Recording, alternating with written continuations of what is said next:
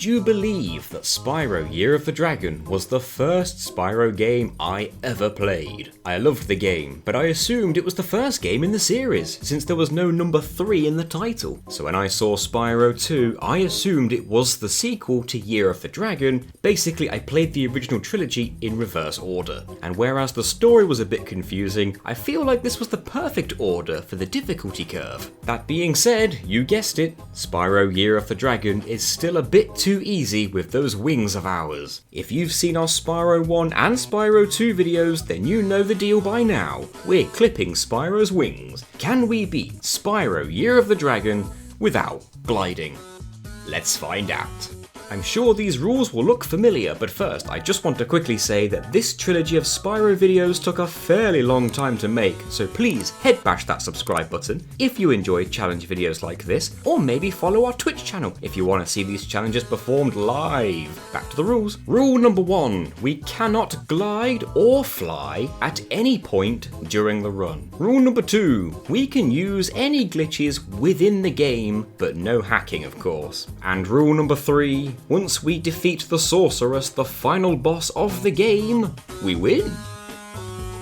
As usual, the only exception to the first rule will be when Spyro flies during loading screens and when entering or exiting portals, as we have no control over that. Also, we will be attempting the maximum possible completion percentage during the run, just to see how much of the game is possible within these rules. The main 2 collectibles in the game are dragon eggs and gems. There are 150 eggs and 20,000 gems in total. These are spread across 4 homeworlds, each with 7 levels and a boss fight. Also, we need to get to the end of every level within the first 3 homeworlds, otherwise we won't be able to progress to the next homeworld. We start out in the Sunrise Spring homeworld. Hunter gives us a gliding tutorial here, and even though we can use a charge jump to clear the first gap, we can't do the same to clear the second gap. This cave is the only part of the homeworld we can't reach normally without gliding, so it's time to bring on the glitches. Near the start of the homeworld, there is a mini waterfall. The water is too shallow to submerge into, but if we angle Spyro just right and charge over the edge so that we just clip the very outer pixel of the waterfall, Spyro can achieve swim in air. This is basically tricking the game into thinking that Spyro submerged underwater, but without actually doing so.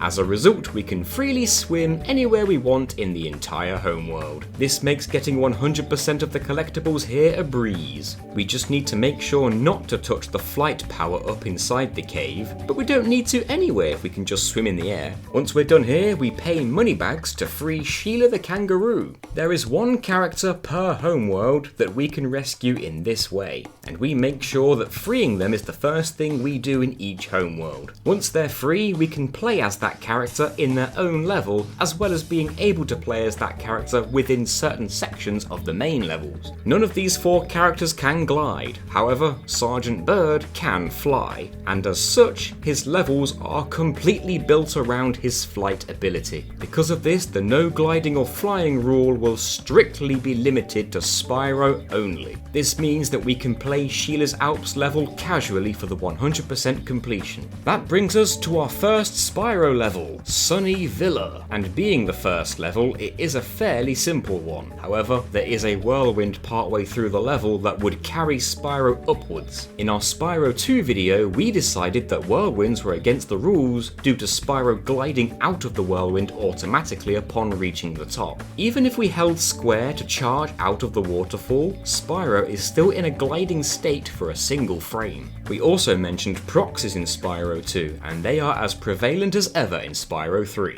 A proxy is when Spyro occupies the same space as an enemy or object at the same time, and the game forcefully tries to push Spyro out of this space to prevent him getting stuck. There are a few types of proxy, and there is a common one used by speedrunners to allow Spyro to gain a ridiculous amount of height. The best way to pull this off is to flame a small enemy, very quickly charge jump so that Spyro lands on top of the dead enemy before it despawns. Then, as Spyro is inside the enemy's hitbox, you press X to glide. If timed correctly, Spyro will still only glide for a single frame before the game pushes Spyro upwards. If the charge button is held again as Spyro is being pushed up, he can gain insane height. The big problem with this though is that it requires a single frame glide. It is for these reasons that we will be once again banning the use of whirlwinds and one frame glide proxies. This means that we won't be able to access Sheila's section of Sunny Villa or the egg at the top of the waterfall, but we can still reach the end of the level no problem. The next level is Cloud Spires, and it's intended that we do a lot of gliding to get around its numerous platforms. Right away, as soon as we activate the first bellow, we have to glide over a gap to continue, and even then there's a whirlwind right afterwards. We need another way to get around this level, and there just so happens to be a way. There are two main Rhinoc enemies in this level, a small one and a big one. Right at the start of the level we can see one of each. We're interested in the big one, so we kill off the smaller one. The bigger one has wings and can use them to push Spyro back with a gust of wind. This doesn't cause any damage, but it locks Spyro into the pushback animation. It turns out this gust attack's hitbox extends far below the ground, so even if we're standing on a lower step it would still push Spyro. However, if we bait out the gust attack near an edge and then quickly jump off the edge, the attack still connects with Spyro. This might seem pointless, but since this attack locks Spyro into the pushback animation, the game will have to very quickly zoom Spyro back up to ground level so that the animation can occur. If we manage to fall down far enough, just short of the death plane, and then get hit by the gust attack, the game tries to zoom Spyro too far in a single frame. The result is that Spyro is launched into the sky at extremely high velocity. The timing and positioning when diving over the edge is very precise, so it may take quite a bit of trial and error. Sometimes Spyro would get launched, but the camera would get stuck facing down over the edge. The amount of height we get also depends on the timing too, but once we nail it, we get crazy height. And we are now free falling back down to the level. We can slowly move Spyro whilst he's falling, but since we can't aim the camera down, it's quite difficult to tell where exactly we will land. First of all, we aim to land on the nearby platform that we were supposed to glide to. After clearing that area out, we are forced to go back down to the big Rhinoc again, and for the second launch, we roughly aim for the centre of the level, and that's exactly where we landed. There are platforms below, both with gems on both sides. As we make our way to each ledge in this level, we need to make sure we have grabbed every gem and egg that we can before moving on. Now, from here, we can fall to the final part of the level, but we need to make sure that we don't kill the big Rhinoc here. We'll be keeping these alive for now, as we need their gusts. This does mean that we get the credit for reaching the end of the level, as well as opening 2 portals for more collectibles. This also means we've missed out the entire middle part of the level. However, we will enter the portals first. The portal on the ground floor leads to an easy mission that we only need speed and flame breath to beat. The other portal is directly above a whirlwind, and normally we would avoid whirlwinds due to the automatic glide at the top, but we can allow this one since this puts us straight into a portal. This means that the only glide is during the portal transition, and we've already said that was okay in our rules. The mission here is a bit more difficult though. In fact, the game expects us to use the flight power up to reach each belfry and flame the 6 spirits beneath them. The problem though is that some of these are simply too high up to reach without flying. We can catch the thief here though. After we're finished with the 2 portals, we need to use the big Rhinoc that we spared earlier to achieve another launch into the sky. There is a bridge just before the Rhinoc, so we can use the edge of it to jump off as the gust attack approaches. We seem to be able to launch even higher with this Rhinoc. Firstly, we aim for the small floating ledge with an egg on it. There was a big Rhinoc here too, but in my panic, we killed it right away. We could have used that Rhinoc, but thankfully we don't actually need it. We can charge jump back to the previous Rhinoc and use that one again for a really big launch. We use this to slowly move towards the middle section of the level level that we skipped earlier. It took quite a long time before we finally made it over, and this time we managed to avoid killing any of the big Rhynocs as we landed. Once we grabbed all the eggs and gems over here, the final ledge we have to get to is reached by a whirlwind. Using the nearby Rhynoc, who happened to be stood next to a gap on the floor, we can launch ourselves onto that final ledge. All that's left for us to do now is kill the last remaining big Rhynocs that we've left all over the level. We can jump back down and take out all of the ones in the middle part of the level, but now we're stuck, with no means of reaching any other part of the level. Fortunately, we can pause the game and exit the level from the pause menu without losing any progress. So we do that and re-enter Cloud Spires once more, and now we can use the first big Rhynoc again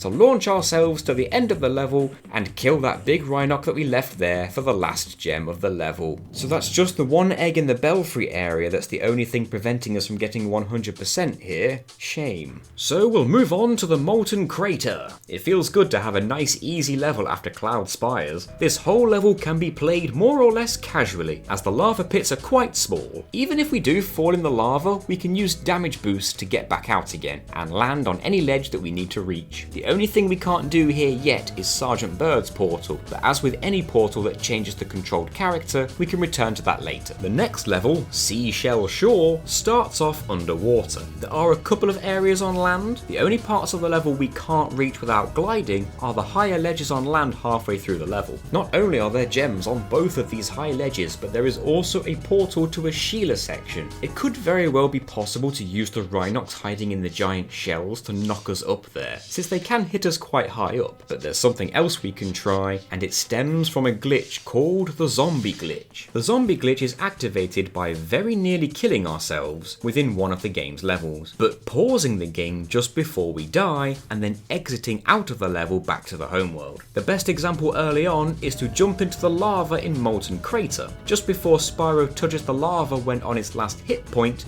we pause the game and exit the level. This confuses the game into thinking that we died, when actually we didn't. We can tell that the zombie glitch is activated because we can no longer pause the game. When the zombie glitch is activated, Spyro's state can no longer be changed manually. This means that if Spyro starts off in a level or homeworld walking on land, he will stay in that state in that level no matter what. The idea is to enter Seashell Shore with the zombie glitch active. Now, since Spyro starts off swimming automatically in Seashell Shore, and since the zombie glitch prevents us from changing Spyro's state from the default, this means that if we were able to swim out of the water, we would still be swimming in the air. However, this very same side effect of the zombie glitch is also what's preventing us from reaching the Seashell Shore portal altogether. The portal is surrounded by deep water, and since we can't change our state manually, Spyro doesn't swim, he just lands on the ground at the bottom of the lake, which low-key kind of freaks me out. The lake is too wide to jump over too, so we can't make use of the zombie glitch just yet. But don't forget about Seashell Shore, we're not done there yet. For now, we will move on to Mushroom Speedway, and we may as well cover all 4 Speedway levels in the game together, because we can't do anything in them anyway. In these Speedway levels, Spyro flies automatically. Even if we hold square to charge right away, Spyro still flies for a second or two. So we'll have to skip all 4 Speedways in this run. Since we're skipping all the Speedways, this means we forfeit any rewards earned in the Speedways themselves, and this automatically means that a total of 1,600 gems and a total of 12 eggs are blocked from us. With all the NPCs in this homeworld saved, they can help us to the second homeworld, but first we have to win a boss fight against Buzz. Thankfully, none of the mandatory boss fights in this game require us to either glide or fly, so they can all be played casually. Something else to note, when we travel to a new homeworld for the first time, a new level opens up in the previous homeworld where we play as Sparks, the dragonfly. We will be returning to complete these levels as soon as each one becomes available. This will be very useful later. After that, we can finally land in the second homeworld, Midday Garden. Every gem and egg in Midday Garden homeworld itself is obtainable without gliding, so no issues there. Once again, the first thing we do is rescue whoever Moneybags has locked up and enter their level. And this time, that level is Sergeant Bird's base. Once we beat this level, we can now go back to Molten Crater and complete Sergeant Bird's section in that level to. This gives us 100% completion for Molten Crater. The next level in Midday Gardens is Icy Peak, and we had some trouble here. There are a couple of far off ledges that require whirlwinds to reach, and this prevents us from reaching one of the eggs. There is a glitch like the one in Cloud Spires with the Rhinox Gust, and it works in the same way that Spyro gets zoomed too far in a single frame, except this time it's used for horizontal movement. The issue is though, the glitch is performed by standing on the first ice wall as it gets destroyed. The shard of ice that we're standing on gets flung very fast and Spyro along with it. However, this ice wall is only able to be stood on by gliding around the ice wall in the first place before it gets destroyed by the NPC. There is a proxy that can be pulled off quite easily using the cannon right at the start of the level, but this won't be enough to get us over the ice wall without gliding. There is also an iced over pool of water halfway through the level that has a big crack in the centre. We're supposed to use a head bash to break the ice, but the only way to use a head bash is in midair and Spyro can't jump once he's standing on the ice. So normally we would either head bash the crack from high ground or glide over the ice towards the centre and then press triangle twice to hover into a head bash.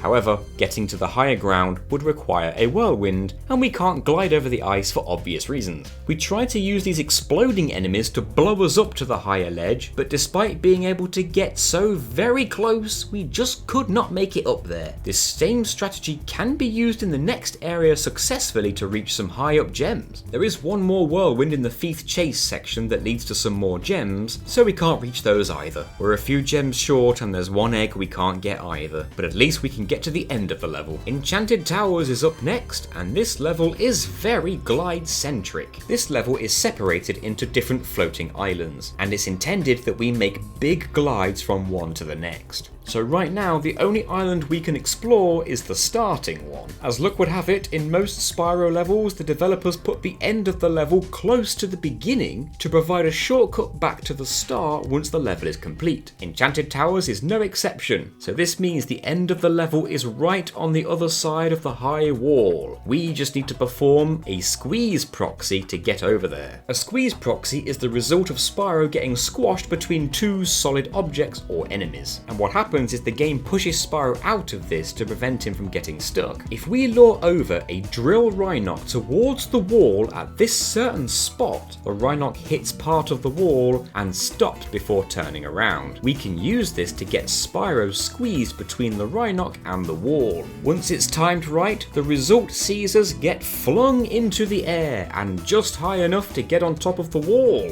We will need to use this exact same squeeze proxy twice in total, and you'll see why. The first time we use it, we just need to jump down on the other side of the wall since that's where the end of the level is. Whilst we're down there, we set off the rockets to destroy the statue, and then we can enter the skateboard section underneath. Once we're done with the skateboarding, we need to pause the game and exit the level, but then we re-enter the level and perform that same squeeze proxy again to get back onto the wall. Now, instead of falling down, we jump over to another high up ledge, and from here, we want to get on the even higher ledge next to us. The only way I found to get onto that higher ledge is through momentum conservation. Basically, if we charge and then stop charging, but very quickly perform a standard jump whilst holding forwards, we can carry some of the charged momentum into a standard jump. This allows Spyro to reach his maximum height with some increased distance as well. This still isn't quite enough to reach that higher ledge though, so we need to charge again in midair when we're at the apex of our jump. This is all quite tough to pull off at first, but with some practice, it's not so bad. Now, from up here, we can get as close as we can to the island that we can see ahead of us. It's clear the game intended us to glide from island to island with how far apart they are, so even our best charge jumps aren't enough to get over there. However, we didn't give up trying. There is a curved bit of geometry at the lower part of the tower on the island's left side. If we aim at it, we can get just close enough to touch it. This doesn't seem helpful since we just slip right off and to our death, but after much trial and error, we found a single polygon on this curve that Spyro can in fact stand on. Once we're here, we can stand at the top of the polygon right against the wall, making sure we're facing to the right, and we can jump and then charge in midair to just reach the island properly. There are 2 more portals down on the ground level. One is a mission where you solve puzzles with a pet wolf, which doesn't require any gliding, and the other one is exactly what we need. It leads to Sergeant Bird, and this level is unique in that the other playable character can be controlled in the main level itself, rather than having their own closed off portion of the level. And since Sergeant Bird can fly, he can explore this level in its entirety, which means that thanks to Sergeant Bird, we can beat this level 100%. Considering I assumed this level was going to be impossible, I was very surprised by the end result. Once we're done here, since Spyro can't get back to the previous island, we can just exit from the pause menu again. Next, we enter the spooky swamp, and the early parts of this level don't require any gliding. Any gaps over the piranha-infested waters can be charge jumped over. The issue comes at the end of the level, where we need to glide across the treetops. It's possible to get on one of the trees by jumping and charging into the edge of one of the giant lanterns, and then charge jumping to the tree. However, whereas we can reach a couple of gems on this tree, we still can't reach any of the other trees without gliding there, which is annoying because there are 3 other trees, and each one has an egg, a gem, and a key on top respectively. We're never going to reach these from here without gliding, so we started to search for some proxies. There is a fairly easy proxy to perform with one of the mosquito enemies, but it only seems to work with this one mosquito due to where it's located in the level, since there is a raised wooden bridge close by. If we stand on this bridge and let the mosquito attack us, its attack ends up going through the bridge instead and underneath us. If we walk onto its head at about the same time, a squeeze proxy can occur and it sends us up high. Unfortunately, we're too far away from those treetops from before, and we can't get out of bounds with this proxy either, since all the other walls and treetops don't have solid collision, so we just fall right through them and to our death. We need a proxy closer to those trees, and as it happens, there is another type of proxy we haven't used yet. We mentioned the 1-frame glide proxies in Sunny Villa, and these are used on the smaller enemies, but it's possible to achieve similar results with a charge proxy on the small fodder creatures in some levels. In the spooky swamp, those fodder creatures are crawdads, and we can perform a proxy from these without needing to glide. We need to find the crawdad just before the trees, wait for it to walk as close to the trees as it will get, and then charge right through it. We need to keep charging and make sure that we are lined up to where the dead crawdad lands. As soon as it lands on top of Spyro, we need to stop charging for a single frame. This is enough for the game to push Spyro out of the crawdad, and if timed perfectly, we can gain crazy height from this. It's just enough for us to reach the tree with the egg on top. Unfortunately, we just couldn't reach the other 2 treetops. There isn't a crawdad close enough, and we struggled to get any squeeze proxies from the enemies. We can get all the eggs here, just not all the gems. Moving on to Bamboo Terrace. As we make our way through the level, we can see a couple of seemingly unreachable platforms here and there, but we could ignore them for now, because close to the end of the level, there is a small waterfall area. If we swim to the edge of the waterfall and submerge, we dive over the edge, and we are now swimming in the air. We can reach anywhere in this level like this. You'd think we'd be able to use this to get 100% completion here, but there is still one thing we can't do.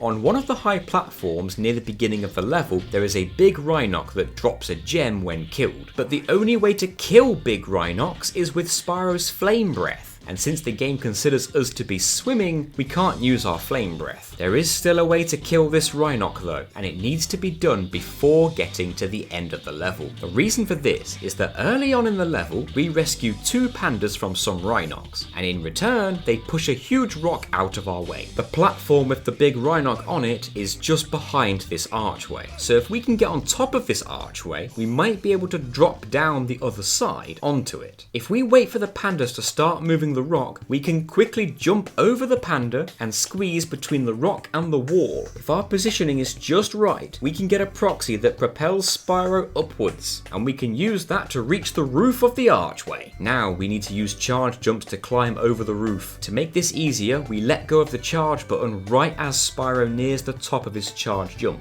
and this will cause Spyro to go into a flop animation as before. But this can help prevent Spyro from bonking his head against the wall. Using this, we can can make it over the archway. And then we drop down to the platform with the big Rhinoc on it and flame him for the last gem. That's Bamboo Terrace beaten 100%. Now we can skip over Country Speedway, defeat the second boss Spike, and beat Sparks' second level Spider Town. With that, we can travel to the third homeworld, Evening Lake. The collectibles in this homeworld can either be reached by swimming to them or by platforming around the lake. And whereas we can get a good amount of the collectibles here without gliding, it will actually be much easier a little bit later. You'll see why soon. For now, we will rescue Bentley and beat his level, Bentley's Outpost. Now onto the first Spyro level of the world, Frozen Altars. And this level is unique in that Spyro has ice breath instead of fire. This helps us immensely in this level, as we wouldn't be able to do what we need without it. First of all, we can reach most of the high ledges that the game intends us to glide to by freezing the nearby enemies or NPCs and using them as a platform. This helps us to reach the top of a wall near the start.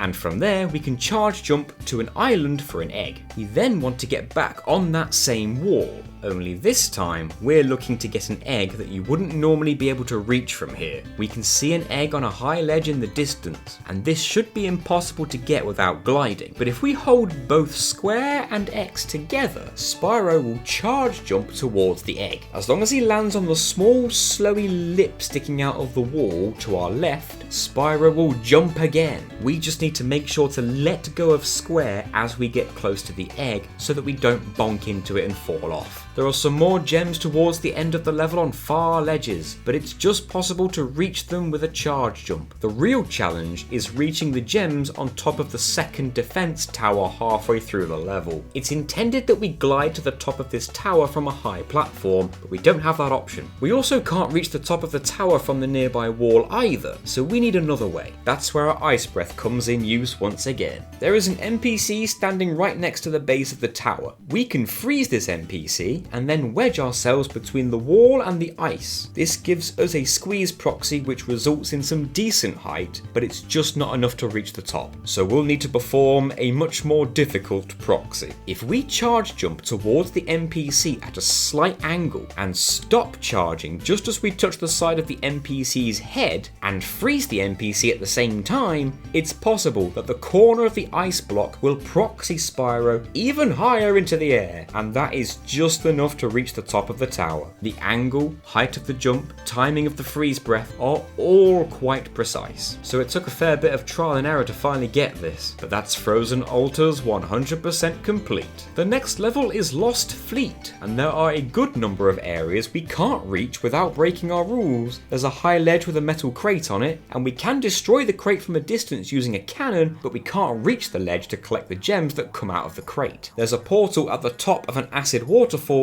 that we also can't reach. And to top it off, we can't use the whirlwind at the end of the level to get on top of the shipwreck. However, there is a solution to all of these problems. We can reach the end of the level with no issue. There are some tight jumps, but it's all doable. Right near the end of the level is a power-up that gives Spyro temporary immunity to the acid pools throughout the level. We can quickly swim through those pools to reach more areas, and one of these areas has the acid falling over the edge of the level. We can use this to achieve swim in air in the same way we did in Bamboo Terrace, but there's a big difference on this level. We can only swim in air for as long as the power-up lasts, since it treats the whole level as being in acid. This means that as soon as we activate the power-up, we need to very quickly swim to the area where the acid falls, get the swim in air glitch, and very quickly swim back to the shipwreck so we can top up the power-up. With the swim in air glitch, if we submerge back underwater, it cancels the glitch, so we need to find the quickest route back to the shipwreck through the air. We only just make it back to the power up in time. Now, since this is pretty much the center of the whole level, we can swim anywhere we want as long as we return to the power up in time before we die. We can even charge the birds out of the sky to get their gems, and we can swim into the portal above the acid waterfall waterfall that we mentioned earlier, and that means we can beat Lost Fleet 100%. We can actually use Lost Fleet to help get 100% in the Evening Lake homeworld. Remember the zombie glitch we mentioned back in Seashell Shore? Well, we can finally make use of it here. First of all, we jump into the acid in Lost Fleet, and just before Spyro hits the acid with only one hit point left, we quickly pause the game and exit the level. Since the Lost Fleet level portal is underwater, Spyro is swimming by default, and since we activated the zombie glitch, Spyro's state will not change, so this means we can swim up and out of the water and Spyro will still be swimming in the air. This makes getting 100% in the Evening Lake homeworld a breeze. The zombie glitch can be undone by saving and quitting and then reloading the game, by the way. Next, we will enter the Fireworks Factory. The start of this level is a standard affair, and we can get to the end of it with next to no issue. There are some lava pits here and there, but we can damage boost our way over them if our jumps aren't enough. The issue comes with reaching the portal on the high distant ledge near the end of the level. There is a squeeze proxy we can do to reach the roof above the level's end. Throughout the level there are these yellow boxes scattered around. They endlessly respawn Rhinox until they're destroyed. But there is one box close enough to the wall, and we can wedge ourselves in between the box and the wall. With some precise wiggling, we can get launched on top of the roof. Unfortunately, despite how high up we are, we still can't reach that distant portal. We can reach a small platform with a gem on it though, but that's about it. There is another way though. Near the start of the level is a cannon shaped like a dragon. At first, the cannon is sealed shut, but upon getting to the end of the level, the back of the cannon opens up, and now we can use this cannon to fire Spyro straight to the end of the level, acting as a shortcut. When entering the cannon, a cutscene starts and Spyro is pulled to the center of the cannon before being automatically fired out. It's possible to charge into the front of the cannon to get wedged underneath it, only for the game to pull Spyro into the cannon anyway, as if he entered through the back like normal.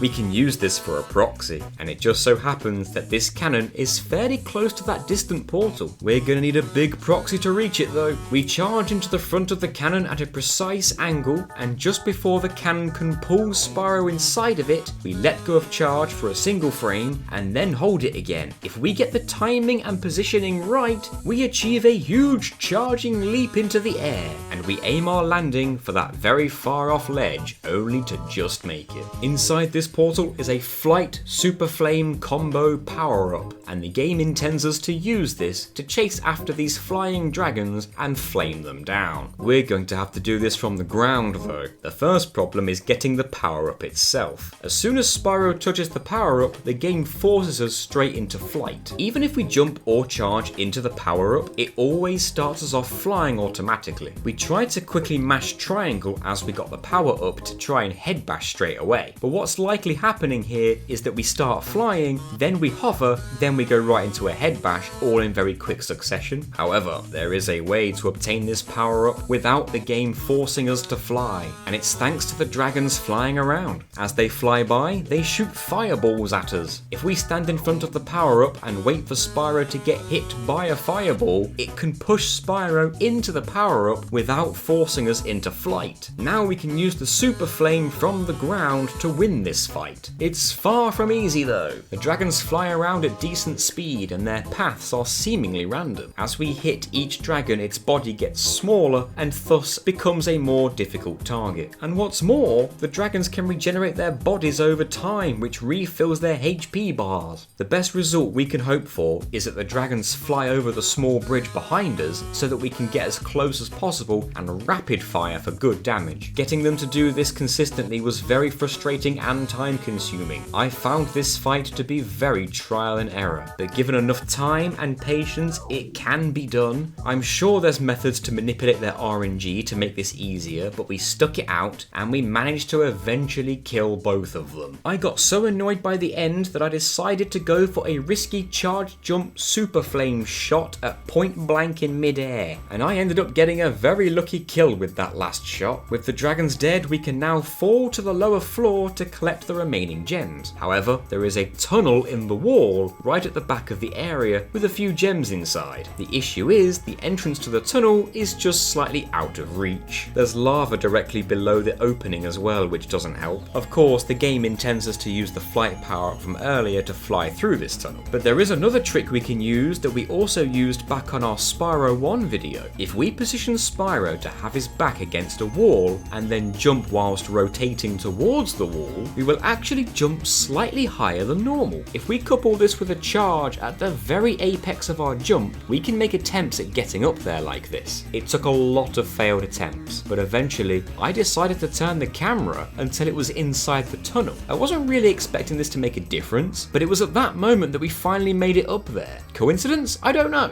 but that's 100% completion in the fireworks factory. The next level is the Charmed Ridge, and this was a tough one. There's some hefty platforming just when trying to reach the end, and especially when trying to reach the cave. Halfway through the level there is a section where a cat wizard is moving the platforms we're standing on. If we wait until the platform we're standing on is moved as close as possible to the wizard cat's platform, we can jump over to it and take out the cat. From here, we need to charge jump to the cave, and this was hands down the most difficult jump in the entire run. We had to be pixel perfect with when and where we jumped from the charge. We also had to land on the very rightmost part of the cave opening, but not so far right that we bonk into the wall. Despite that, we still missed this jump every time. So, just to make this even more difficult, we also need to let go of the charge button at the exact right time, just before reaching the cave opening. If we finally get all that right, we can only just make it over to that cave without falling. Once we're here, we can enter the portal for a puzzle platforming area. It requires us to plant seeds to create giant plants that we can use to reach the next platforms. It starts off challenging and ends up being ridiculous. There are two types of plants, a flower that creates a flat raised surface and a mushroom that bounces us upwards. Right away we face the difficulty of not being able to glide. To reach the next ledge off the first bouncy mushroom, we need to bounce off the furthest most point of the mushroom and then charge in midair at the very apex of the bounce.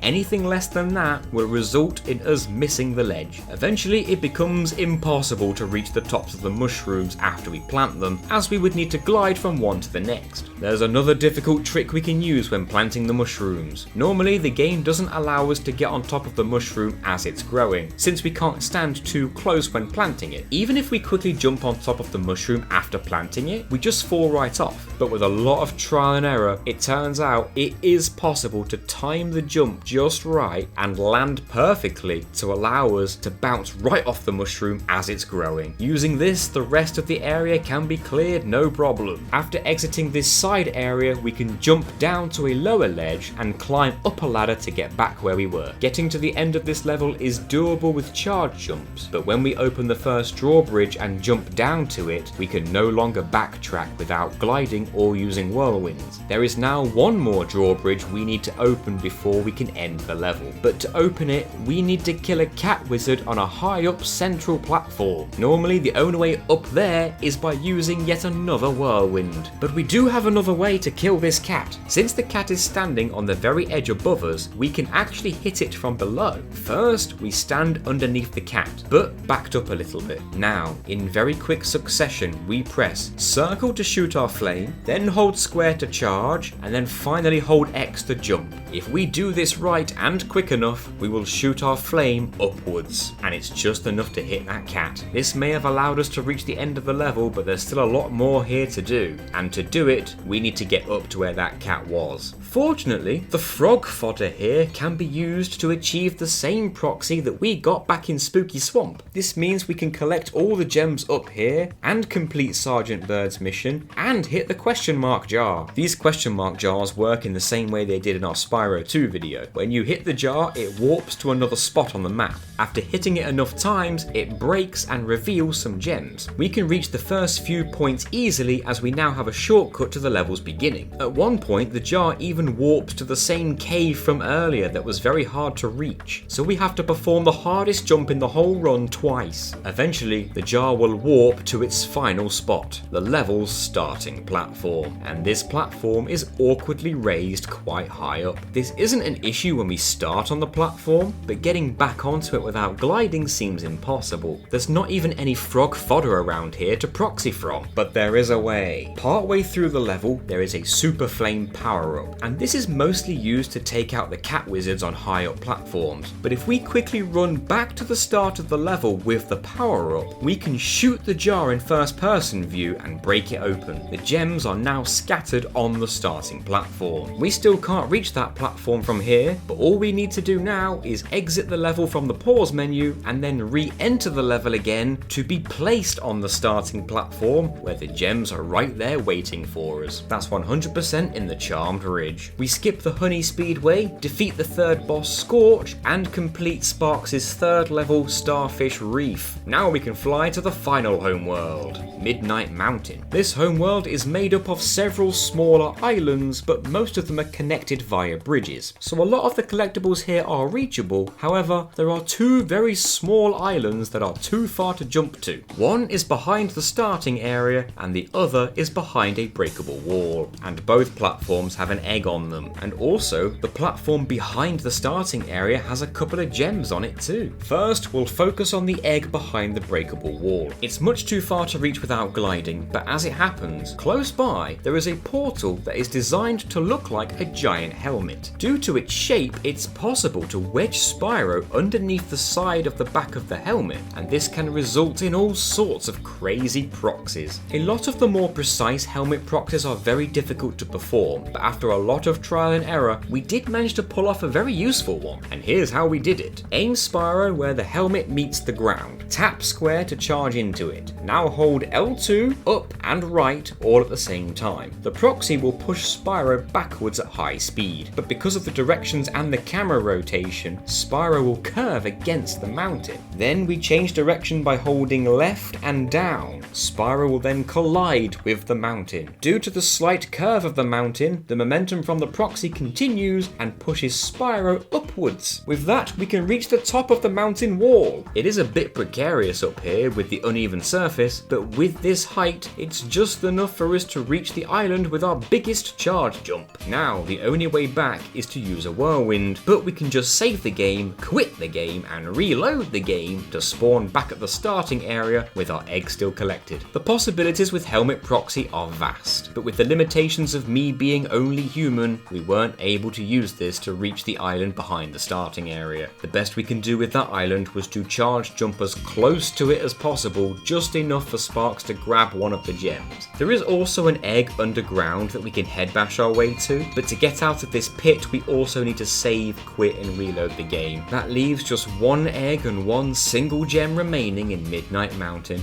As usual, we rescue the other playable character first and beat their level before moving on. Onto one of my favourite levels in the game, Crystal Islands. And as the name implies, we need to platform across floating islands. Early on this isn't a problem, all gaps are clearable with charge jumps, even this egg is just reachable with a precise jump, but halfway through we come to a whirlwind in the middle of a pool of water, and it's intended that we use this whirlwind to continue the level. But we can use this pool of water in the same way we did in our Spyro 2 video, specifically in the Summer Forest homeworld. If you remember, in that video we managed to achieve a swim in air in the Summer Forest by swimming close to the edge of the water and diving into the low down land at the right angle. Well, it turns out to achieve that swim in air, the timing was also important. As we can see, the water level in Crystal Islands slowly lowers and rises. We need to time our dive into the low down bit of land just as the water is at its highest. And when we do, we can now swim in the air. This helps us to reach all the high up parts of the level that we would normally require a flight power up to reach. We can even charge into the egg thief in his aeroplane. We can also get the key and open the treasure chest for some gems, as well as enter the portal on an isolated island in the middle of the level. Although note, when we exit that portal, we will have lost our ability to swim in the air. So we'll have to exit the level from the pause menu, re-enter it, and get the swim in air glitch back again. What we can't do, however, is defeat any of the bigger enemies that require our flame breath. We can get around this by swimming to Moneybags, paying him to create a bridge to the end of the level for us, and then from there we can swim to the end of the level and submerge under the pool of water that's over there. Once we emerge from the water, the swim and air glitch is disabled, and we can now travel back on foot and take out any of the remaining enemies. That's 100% in the Crystal Islands. The desert ruins are up next, and there is a lot of big charge jumps needed here as there are a lot of pits over instant death or acid. Albeit challenging, we can still get to the end of the level this way. There are plenty of collectibles we need to try and reach though. At first, I was trying to use damage boosting over the acid to try and reach some of the further ledges, but there is actually a better way. There is a crazy good proxy we can perform on this level, and it can be done with any of the smaller scorpion enemies. When we approach one of these scorpions, they rear their tails back and fire a spiky projectile at us, but the tail itself doesn't cause any damage. It's possible to quickly get underneath the tail as the scorpion lowers it down, and this results in a very high proxy. It works best as we approach the scorpion from our left side and begin to circle it clockwise as it lowers its tail. Whereas this does get us a lot of height, it doesn't get us a lot of distance, but we have a solution for that too. Just like with the cannon proxy back in Fireworks Factory, if we hold the charge button on the very frame we get the scorpion proxy, we will get a huge leap into the air. This is exactly what we need to reach some of the high up eggs and gems in the middle part of the level. It also helps us reach a tunnel of acid without having to damage boost our way up there. But we do still have to damage boost our way through the tunnel itself to reach the key at the end. Thankfully, we can charge jump down to a previous part of the level without having to damage boost back through the tunnel again, because we just wouldn't have enough hit points to do that. By the time we used the ladder to reach this ledge towards the end of the level, we had taken enough hits and we lost sparks. But there was a purple gem on a smaller ledge across the room. We couldn't land on the ledge as it was too far away, and with sparks gone, he wouldn't grab it when we got close to it either. But there was an extra life butterfly on that same ledge, and they also bring sparks back to full health. So we charge jump towards the ledge, stop charging just as we near the ledge, and breathe fire at the jar on the way down. The jar breaks, we get sparks back, and then he collects the gem all in quick succession. That's Desert Ruins beaten 100%. We next head to the Haunted Tomb. Most of this level is straightforward. There are two things here to mention. There is a high up part of this one room that we're meant to glide over to, but we can actually use one of the nearby stone jackal enemies to our advantage. Firstly, we lure out the two jackals and let the one on the right hit us. We can turn the camera to the right slightly so that the left jackal is now off screen. The game tends to deload enemy AI when they're off screen, so we should be safe from that jackal. After the one to the right hits us, it walks away towards the wall, right underneath the ledge we want to reach. Now, if we bait another attack, but this time we jump on its head as it strikes, it's possible for the jackal to push Spyro upwards slightly, and it's just enough to reach the ledge. The only other part of this level worth noting is the big snake slide. After we ride it to the bottom, we're stranded here. We can't glide off the snake, so our only options are either to jump off the edge and lose a life, or exit the level from the pause menu. This does mean we can get 100% in Haunted Tomb. This leaves Dino Mines as the last remaining level before the final boss. Right at the beginning of the level, there is a ledge behind a building with an egg on it, but we can just charge jump around the corner of the building and still reach it. There's a portal on a ledge that's quite hard to reach, but we have an easier way. There is yet another method of achieving the swim in air glitch. Throughout every level in the game, we come across a fairy who zaps us. This is to indicate a checkpoint. When we die in a level, if we were zapped by a fairy first, we'll respawn right where the fairy was flying. The game also remembers Spyro's state when he was zapped. If Spyro is about to get zapped and his state suddenly changes before the zap, then Spyro will respawn with that changed state.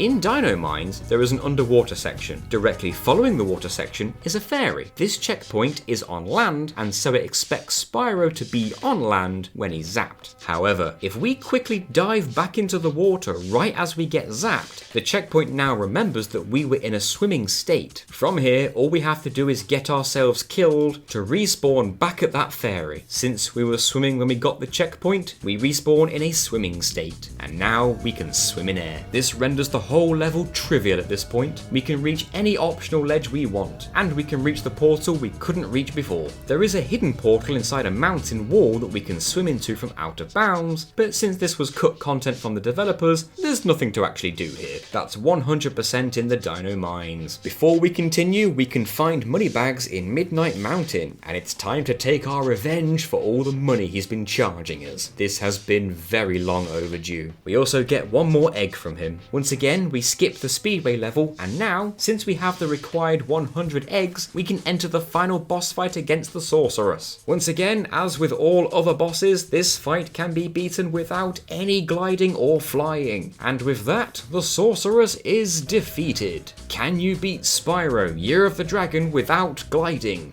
Yes, we can! We can finally beat a Spyro game without gliding! But of course, we're not done. There's still more to do. After defeating the Sorceress, we unlock the final Sparks level, Bugbot Factory. Once we beat that level, we unlock the ability to fast travel to the beginning of any level in the game that we've already visited. This might not sound useful right now, but we do have a use for this. Remember how we activate the zombie glitch? We have to pause and exit a level on the very frame before Spyro dies, and that allows us to carry our zombie state to any other level that we can physically access. However, fast travel allows us to carry the zombie glitch to any level we want. So, we enter any level where we can fall into acid or lava, pause the game right before we die, and instead of exiting the level, we choose to fast travel instead. If you remember, we said to keep Seashell Shore in mind. That's where we want to fast travel to. And in this level, since we start off in a swimming state, that is the state that Spyro will stay in throughout this whole level. We can use this to swim out of the water, swim in the air, and collect all of the remaining gems that we couldn't reach before. And we can even complete the Sheila section. That's 100% in the Seashell Shore. Now, there is one more level we have yet to access, and that is the Super Bonus Round. The portal to this level is on a lone island in the Midnight Mountain, but we're not getting there without gliding, and I don't think a human player is going to be able to use helmet proxy to get over there anytime soon. Even if we could get to the portal without gliding, it requires all 149 eggs and all 15,000 gems available to collect up to this point before it will open. Even if we could somehow collect every egg and every gem in the game, all glideless, we would still be short of the total since we can't play any Speedway level. So getting into the Super Bonus Round is a no-go, right? Well, it depends how strict you want to be with the rules. There is actually a level select cheat code built into the game, but it only becomes usable after defeating the Bugbot Factory level, so we couldn't have used it until now anyway. Since this cheat code is built into the game and not accessed through hacking, I'm going to allow it for this run, but feel free to set your own rules for your own attempts. We enter the code on the pause menu, and the code is actually slightly different depending on the level we want to warp to. For the Super Bonus Round, the code is up, down,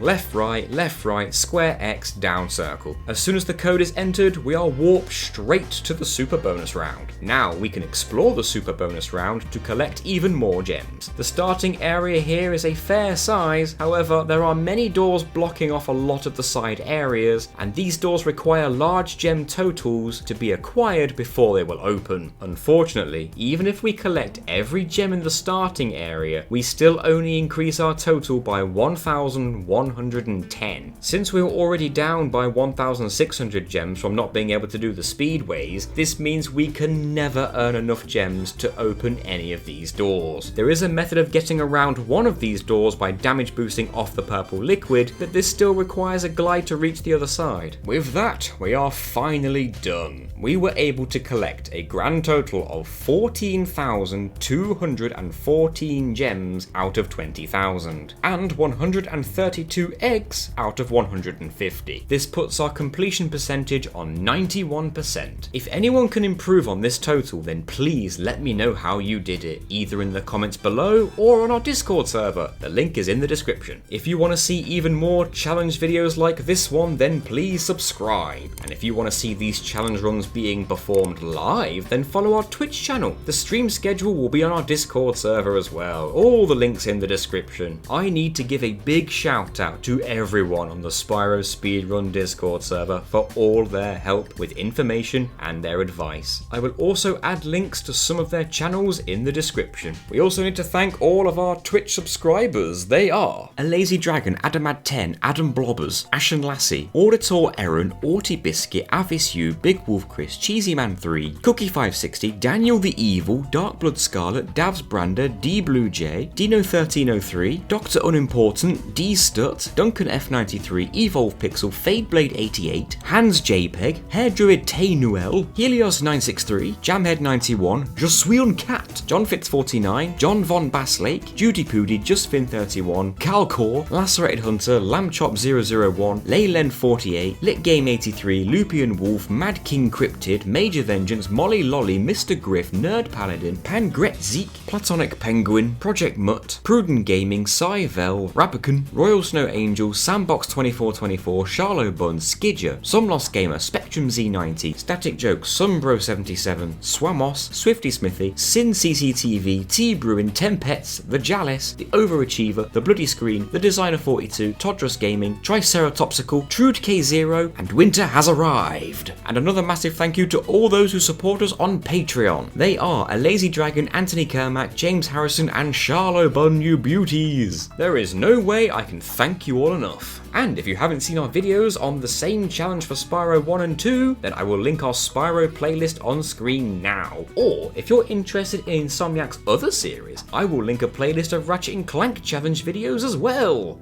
Do I dare do this challenge for Enter the Dragonfly? Oh boy.